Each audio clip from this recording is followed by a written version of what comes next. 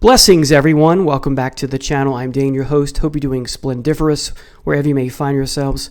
Finally, at long last, I have for you today my review of the most recent double live CD album from the band Swans. It came out in 2024, and I did not know this was a thing until someone had posted on another video where I discussed Swans, and they said, hey, you should check this out.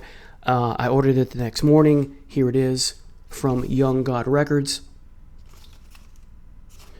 And it came in about a week after the snowstorm. And I want to thank Alec L9430. So a little shout out to him or her. Thank you so much for letting me know about this CD that I'm reviewing for you, and therefore letting others know who are Swans fans that, hey, this is a thing in case they did not know, like myself. So again, thank you. Now let's get started. We have 5 tracks, again, 2 CD set. By the way, this is the only version that you can get now. All the vinyl and the flash drive versions are now not available. But Michael Gira did say on the website or somewhere else, or in more than one place, that this version will continue in perpetuity. So that's good to hear. You cannot get it from Amazon. I checked. You have to get it straight from younggodrecords.com. All right, so finally, track 1 is called Rope. A new song, 25 minutes and 29 seconds. As you'll see, there are quite a few epic tracks on this album. All right, so opening notes of acoustic guitar are just wonderfully beautiful. I'm already captivated seconds into this album. Jira's voice comes in soon after. You have some incoherent words, mostly incoherent words, if not all incoherent words, perhaps of someone acting or playing the part of someone who's stark raving mad. As you'll see, this album has a very theater-like atmosphere to it. I'll explain more as we go. Despite the fact that the vocals are incoherent, it's still engrossing and captivating and mesmerizing, downright hypnotic.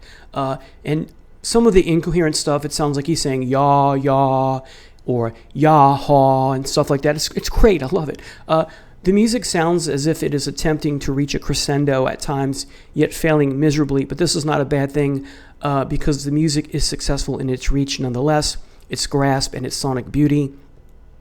It's almost as if the music would reach a crescendo if Gira would not intervene with his incoherent vocals. And that's not a criticism. I think that's kind of like deliberate on what the band is trying to do.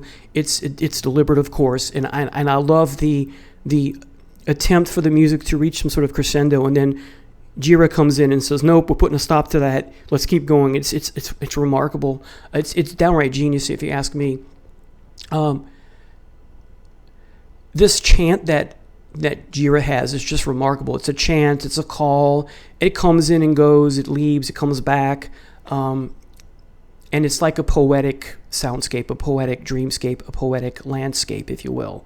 And it's got me thinking, is this soundscape Brian Eno inspired? Because it in small, well, I can't put my finger on it, but it kind of reminds me of the Brian Eno album that he did with Robert Fripp. And I have that as a 2 CD set, and it's the one where him and Fripp are in a room full of mirrors. It's very weird. Anyway, makes me think of that for some reason. Anyway, at the 6:40 mark through the 9-minute mark, there are no vocals. Then they come in again, then disappear again, and then return. You'll see this is a theme or a motif of the album where on most of the tracks, if not all of them, Jira's voice comes in and out. And then at this mark, the 9-minute mark, the music has changed a bit. You have a soundscape still, or music landscape, as I said, but now it's competing with some quasi-atonal instrumentation, suggesting some sort of struggle or conflict. It's all very subtle, but it's genius. It's remarkable. Then you have another change that occurs. You have muffled vocals and or tools of industry, soundscapes that's brief, with the strumming guitar notes. Then the heavy industry sound comes back at full force, right in your face, right up front in the mix, and this is at the 12:35 mark. So not all the industry sounds or tool sounds, the whirring, whatever you want to call it, is right up in your face. That it gets to that gradually, is what I'm saying. All right. And to describe that further, it's as if, the music can't get out of gear, or some machine can't get out of its gear into the next gear. You have these crashing and pounding drums with cymbals that come in with this grinding sound. It's all very atonal. It's all very Swans. It's great. This is a good thing. It's discordant yet beautiful. Then you get some feedback at times that disperses this heavy industry, if you will. Then the guitar notes come in. Then the guitar flourishes come in and go. Then you get a few drum notes that exchange words with these hints of guitar. And then you get a different soundscape emerges approaching the 16-minute mark, where you get percussion with mixture of the soundscape. Drums and other notes gain a momentum here, like a train moving faster and faster. And then no percussion. That is cut out. Then the music slows to oxymoronic here, fast-moving sound or soar, pardon the oxymoron, trying to, again, reach a climax, but it just hangs like in midair, right? Where it is, and then it fades to almost a kazoo-like feedback, and then typical feedback perhaps from the monitors. It's all very hypnotic. It's all very fulfilling sonically, and it's pure genius. Then at the 19.5-minute mark, we get screeching industrial sounds like a cry for help from a machine, pleading for help.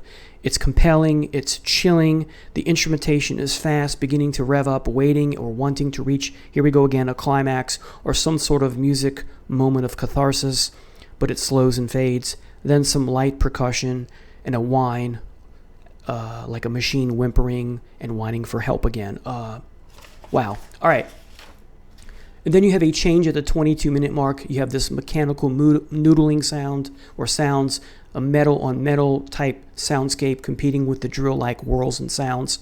Then at the 23:57 mark, the whirls and drills are overwhelmed, partially taken over by the soundscape underneath. This is a theme or motif in the whole live production here. You have different parts of instrumentation or soundscapes competing with each other, and one will force the other underneath in the mix and then take over again, and it's this back and forth kind of thing. It's beautifully done. So again, you have these whirls and drills that are overwhelmed, partially taken over by the soundscape underneath, but then this trend reverses itself and the drills go into a frenzy. This frenzy gets to the point that it now sounds like bees or a hive or drones or just bees humming kind of thing. This takes over, but then that crashes, and what seems to be the end of the song becomes some sort of clapping. I'm sorry, I screwed up. What seems to be the end of the song at this point, because of the drones, is an illusion, because it's not the end of the song, but you think that is because you hear some clapping from the audience. But then some guitar comes in, introducing the next track, which is The Beggar. So it is the end of the song. So the end of the first track segs flawlessly, without interruption, into the second, tying them together seamlessly. It's quite beautiful. It's genius. It's extraordinary. It's exquisite. So, sorry for the confusion. I screwed up twice here. Again, I have a lot to say here. So you get the bees humming. This takes over, then it crashes, and it is the end of the song because you hear some clapping for the audience. But I was lulled into thinking that the song was going to continue, and it kind of does and kind of doesn't, because once the clapping subsides, the guitar comes back, okay? And that's because it's introducing the next track, The Beggar, but it's still part of the first track. So sorry about the confusion. So that's what's going on here. So the song segues into the next one without interruption, so there's no pause, really, despite the clapping from the audience. They know it's the end. So it's something wonderful about, you play a 24-plus minute song, or, 25, almost 25 and a half minute song, and then the next song, which is approaching an hour, it's 52 minutes and 53 seconds without an interruption, not taking a breath. That's just remarkable. So let's talk about track number 2, The Beggar, which is a song that they've done before, of course, in a previous album, the most recent studio album. So here, Gira, begins by belting out these killer moans, and then begins mumbling. Then guitar comes in with some strumming, Again, keep in mind that the song is almost twice as long as the previous one. This is a haunting tune, but in a different way from the previous one, and that's kind of haunting in many ways because of the machines crying out for help and that sort of thing. It also chills, the song does, it excites, and it captivates as well. You have some lyrics here. Jira sings, "Without your eyes." I'm not going to read a lot of lyrics here, but I'm going to point out some things that I just find kind of striking. Overall, the lyrics are quite poetic on so many levels. Then at the 5-minute and 37 mark, you get some heavy guitar that is at once exciting and invigorating and also meditative. Go figure, it's Swans. At the 6-minute 33-second mark, you get a shift to a quieter section. Jira sings with the same repetitive chord or note, very faint in the mix underneath the soundscape. It's a tonal, yet reminiscent of Tangerine Dream. To me, there's also a lyric motif of gently spitting in the song that Jira belts out from time to time. Then the drums and percussion take over with Jira muttering and other sounds as well. Jira sounds enraptured, as if possessed by some spirit. There are some whirling sounds like drills again that morph into a sound that's akin to a mechanical ape or chimpanzee. It's weird, but really cool at the same time. Jira then sings, quote, "I'm an empty vessel ringing in a stone house." It's great, it's poetic. He sounds like a shaman in the song, in trance, attempting to attain some sort of wisdom, higher level wisdom, and or reciting some prophecy that is to come that he's been made aware of because of said wisdom. Think Odin on the world tree, that kind of stuff, right? Perhaps. Then you get some humor, maybe not humor, but Jira sings, "I'm a shithead, unforgiven." He cries, so there's a bit of the self-loathing that I've talked about before in another video, the video I did with their album run. So some self-loathing lyrics, remonstrances, mimicking these mechanical squeaks that are going on. Then at the 60-minute mark, you get a fluttering, wavering sound that you hear often in musical scores. A better word would be an oscillating sound. It's hard to describe, but it gives or lends a sense of drama to the music of theater again. Music, sound score, a soundscape or a musical score again. There's something, the music here is giving the, like in the movies, that something's impending, that something's going to happen soon, a warning, if you will. Jira then sings, quote, "What if I steal the child inside of you?" Then he sings, that stuff, right? It's great. And then you have the oscillation that's going on while this is going on. Then a groan from Jira replaces that, right? Competing with the oscillation sounding track laid down by the band. So again, he says, "What if I steal the child inside of you?" Very disturbing and dark and compelling at the same time. What on earth is he talking about? And he seems very relaxed because of the mms, right? And this has the oscillation still going on while he's singing, or right? Right, sorry. And then the groan replaces him vocalizing or doing his poetry, if you will, or spoken word.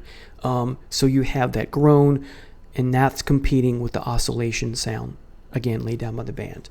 All right.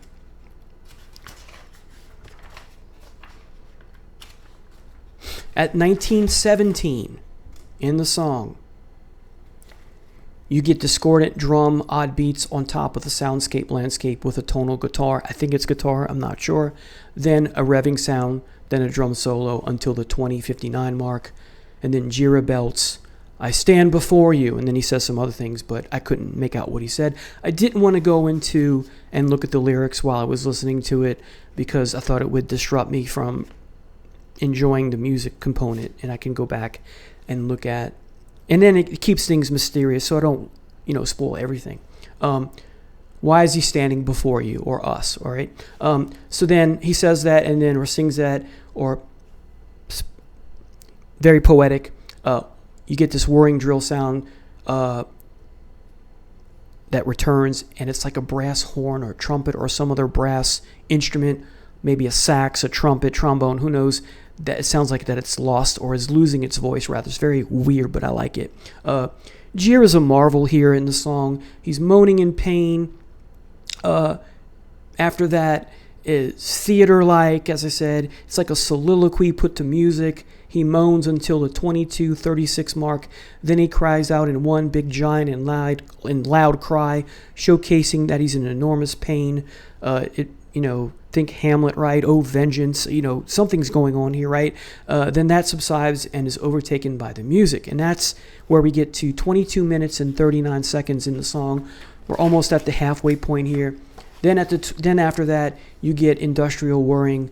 The industrial whirring noise, it gets chaotic and frenzy and crazy. And then he sings, "My eyes eroded by derision," and then more stuff, then oh stuff. The instruments seem to be climaxing. Here we go again, a sort of organized chaos of textures, or an organized texture of chaotic industry, including those whirring sounds. This is nice and heavy. It's really cool. It's a nice treat to hear this kind of throwback to early Swans, if you will. And there's some of that throughout the live performance. So like worker bees, drones, then an odd note, then the guitar line comes in, hitting the same note or chord repeatedly. That's, one of the hallmarks of Swans, right? Over and over again, very hushed though. And the crowd approves as they sound their approval vocally. And then the repeated note or chord of guitar carries on. Lyrics resume with guitar, then a soundscape comes in, very angelic sounding. This is another motif, if you will, of the whole live performance, this angelic soundscapes kind of thing, landscape, if you will. There's a layering here, inviting a sense of wonder, awe, gravitas, and mystery. Then Jira sings, "With every soul there is a craving." I love that line. Again, very poetic, followed by other lyrics. Then he says, "My seed is growing." Then there is a heightening and a rising to the soundscape that is very ethereal. It's light, of course, yet hauntingly angelic, for a lack of a better description. Then you have almost a Faulkner-esque, William Faulkner type quote, "Upon this hill I'll build my tower." And then overall, you have a back and forth between the guitar note, repeated again, over and over, with lyrics and the soundscape/landscape. Then at the 30-minute mark, thereabouts, the guitar changes slightly with added instrumentation of different ethereal sounds. I'm loving this live version of this song. Jira bellows again. Percussion comes back, 31 and change. This part is just amazing. It's exquisite. One of my favorite highlights of the album. This is just a wonderful epic track. This is one of the highlights of this epic track. Then you get this motif that is like bam, bam, bam, bam, boop, over and over again with the instrumentation. I'm not sure what the instruments are. 33 minutes and 53 seconds in. Jira belts, "I hear the whispering of angels." The whirring noise comes back in, that disappears as if absorbed by the angelic landscape. As I mentioned, you have sounds and tracks being in layers and textures being absorbed by other instrumentations and soundscapes and things. Just remarkable. And then reversing that kind of thing, wonderful. At 36 minutes in, the whirring sounds come back in briefly, only to be taken over by the percussion and all other sorts of sounds, all sorts, if you will. Swans do not sound like King Crimson, but like early King Crimson, you have, all sorts, so to speak. Then the tempo changes. The guitar is different, like a metamorphosis is taking place. 39 minutes and 10 seconds in. 10 seconds in, Jira belts out, "My love is purified," and then you get that motif of bam, bam, bam, bam, boop, over and over again. And then you get... and that's fully back, and then you get some guitar noodling here and there with that. At 41 minutes, the guitar and other instruments want to crash and die, but they keep going. There's that whirring drill again. That sound returns, almost like an unwinding is taking place, an unwinding feel, a coming apart feel. The climax or pre-climax stretched out until 42 minutes and 30 seconds. So you get a minute and a half of this climax unwinding sound, if you will. The audience approves. They vocalize that. Then the guitar note repeated motif returns. Jira sings "Sing a Prayer," and angelic voices come in, and angelic soundscape comes in. Hand clapping from Jira, perhaps. Or is it a musical instrument like a woodblock? I'm not sure, but I'm pretty sure it's Jira hand clapping to make that part to make that as a musical instrument, if you will. Why not? Then painful laughter from Jira, absolutely brilliant. Laughter grows louder and more intense. I told you this was theater, folks. And then ends with angelic sounds and very low in the mix. Very low in the mix is the guitar motif. Then some lyrics return with then some whistling from Jira, I assume at the 45, 50 second mark. Just this with the soundscape, no other sounds, no other parts of the band. At 46 minutes and 30 seconds, the guitar motif returns, then some lyrics. I prayed for years, Jira sings. Then dark comfort. Of course, Jira stretches syllables out, right? Makes words stand in the air and stay there for minutes, right? Or syllables, right? Stretching out syllables. Just marvelous to make things all the more compelling and pull you in and never let you go, right? And then he sings again, I prayed for years, darkly my eyes. I prayed for years to wash. And I can't understand what he says after that. Was he years to wash what? Not sure, right? Doesn't matter. It's great. Then groans from Jira. Again, theater. Just, acting the role, acting the part. Is it biography? Perhaps. But it's marvelous. Then 49 minutes and 91 seconds in, near silence. Then the soundscape is back alone with the guitar motif barely audible in the mix. And then Jira belts, my love for you will never. But Jira never finishes his thought, but he groans instead like he's dying and then heard no more. It's ironic and not ironic at the same time. Let me try to explain. He says, my love for you will never, he's probably going to say die, right? That's the cliche. But this is a good cliche, right? It's great to tell someone that, but he dies. So that's the irony. If he dies, the character he's performing, right? If he dies physically, ironically, his love has died. But it's not irony because his love will live on after death because people will remember him. So beautiful. And then after Jira's groan, which is just so amazing, the full band comes in. The music here is almost like a funeral march, but Swans' rendition of said funeral march. Then there's this hesitant rush, musically, sonically, a word but not industrial sounding. Then the beat picks up, a rhythm of drums, then piano crashing like notes repeated. There's a sense of doom from these piano crashing like notes. Think kind of like, similar to, but not exactly like, the end of Child in Time by Deep Purple. And after that, a little bit more of the piano, then percussion, and the whir ends it abruptly, and then there's applause and a thank you from Jira.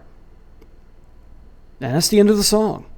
So the character he's performing on stage live has died, and you get this meditative funeral march, very sense of doom, and that piano is just wonderful. All comes to a halt to echo and the sentiment of the character he's performing's death, and then the thank you. It's brilliant.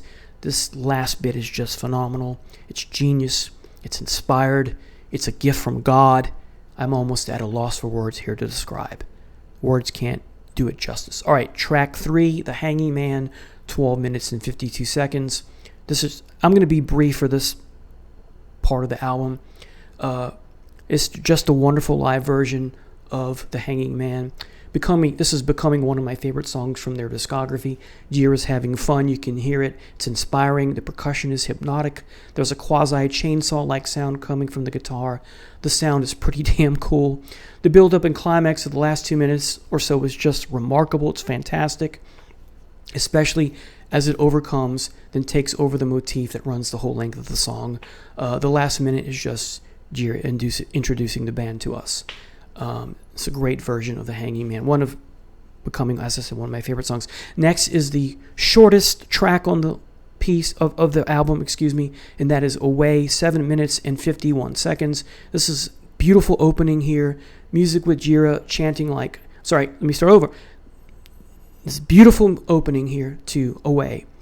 The music accompanying Jira is remarkable. He has these chanting-like utterances, go figure, And overall, it's a wonderful, beautiful piece of music. So very short and sweet for track 3, The Hanging Man, and track 4, Away. And now we're going to talk about the final track, track 5, Birthing, which is 37 minutes and 27 songs. I have to talk about the very long extended piece because there's so much going on and so much that's inspiring. I have to talk about it. Okay, so Birthing, 37 minutes, 27 seconds, the last track. The opening is this quiet, jangling sound, I guess guitar. 2 minutes and 50 seconds in, you get the soundscape that emerges to compete with said guitar. It's dramatic, almost like voices or uttering. It's really hard to describe. At the 4-minute mark, I love this, there's this Tangerine Dream meets King Crimson-like sound.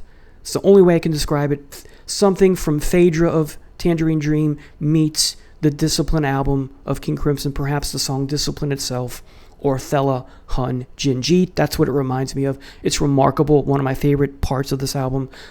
This changes to a heavier sound with the King Crimson Tangerine Dream sound pushed back into the mix. It's still there. It's very soundtrack-like for some imaginary movie, if you will. Much of this album is like a waking nightmare, perhaps. This is very compelling. The guitar sounds muffled like through some sort of filter.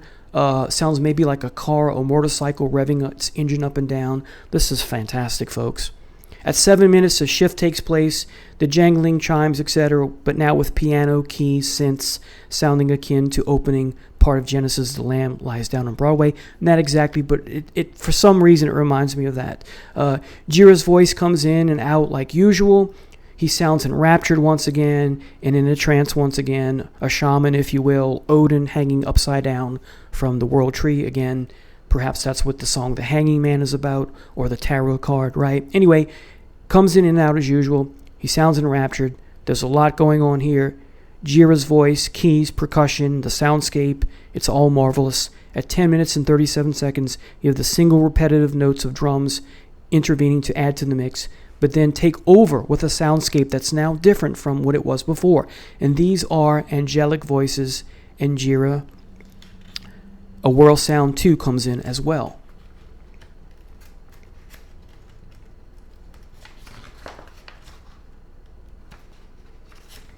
Excuse me, let me turn the page here, folks. Getting stuck here.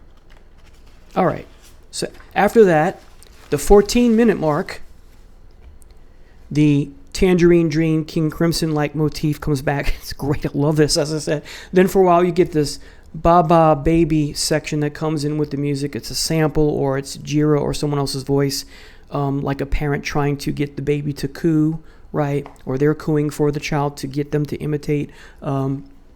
So that comes in at the 14-minute mark after the King Crimson Tangerine Dream motif, as I said. Then at the almost the 17-minute mark, the full band comes back in and the baby section is gone. This section is led by percussion with the boom bop sound I've talked about before. It's a little different, I think. Just past the 18-minute mark, Jira comes back chanting, then it's gone, then he comes back and then gone again. This is replaced by a revving sound and a whirl sound, and is added. That whirl sound is added, then muted or filtered, like a mumbling, again, almost like a beehive or a drone humming, almost industrial sounding. Approaching the 21-minute mark, you get this repetitive guitar note with percussive strikes come in, and then these atonal knockings of the guitar occur. Excuse me.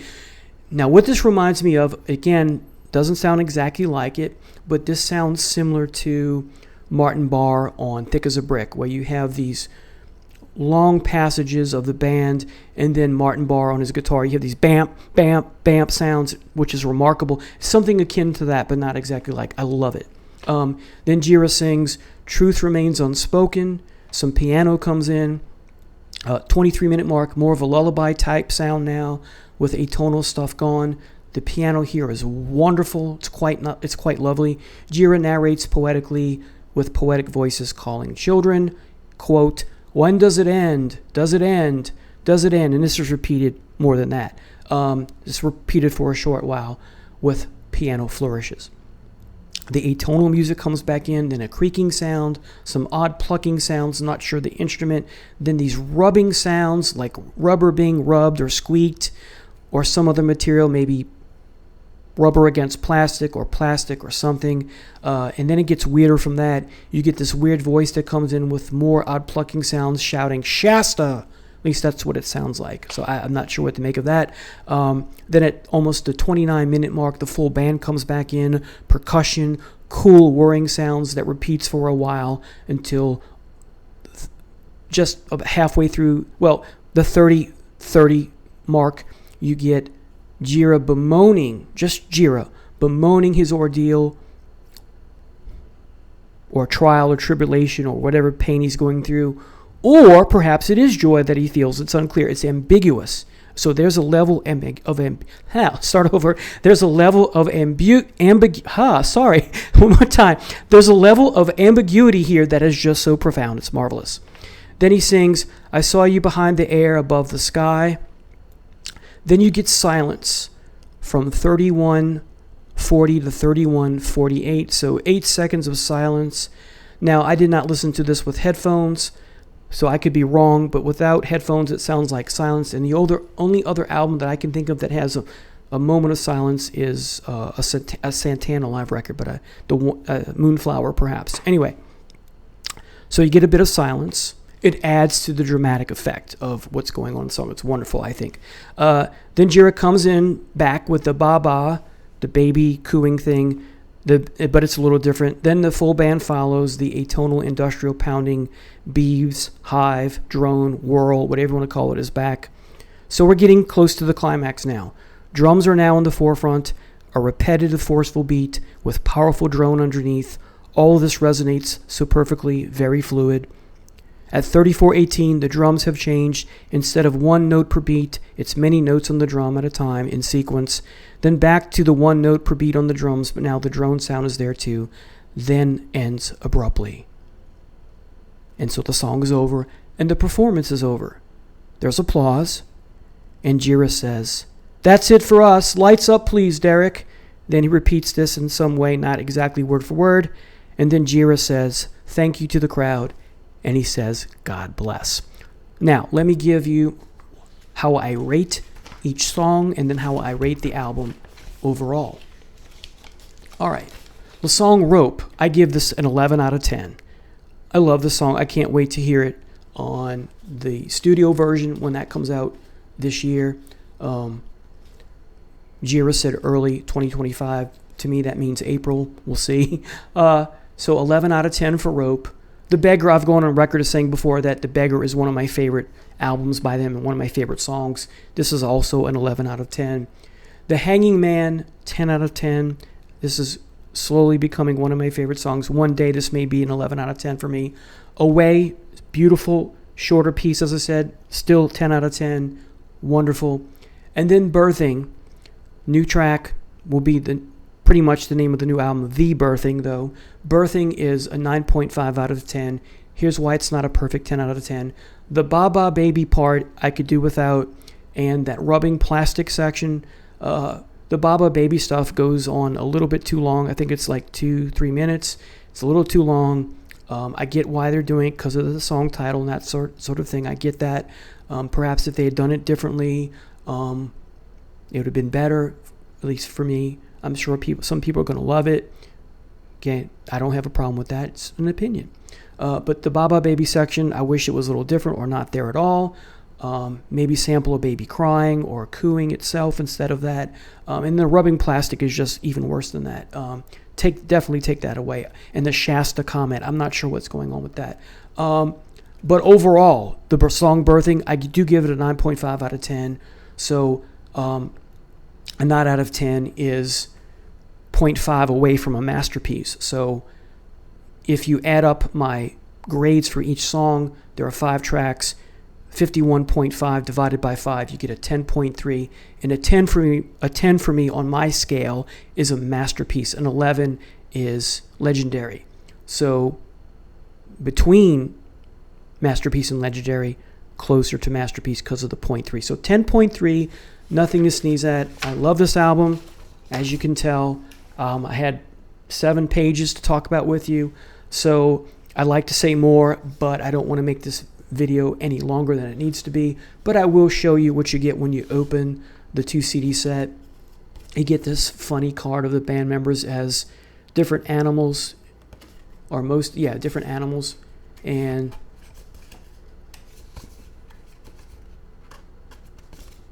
I guess there are no lyrics. Let's see. Yeah, there are no lyrics here that come with the album. And then the 2 CDs in typical fashion, the white and red for many an album by Swans, and of course the recycled paper, which I don't mind whatsoever. Just can't get it wet. So here's the binding, if you will. So if you're a Swans fan, let me know what you think of this album if you've heard it. If not, are you going to get it? Are you intrigued by what I have to say, or have you heard what other people have said about it? Thank you so much for watching. Take care. God bless. See you next time. Bye now.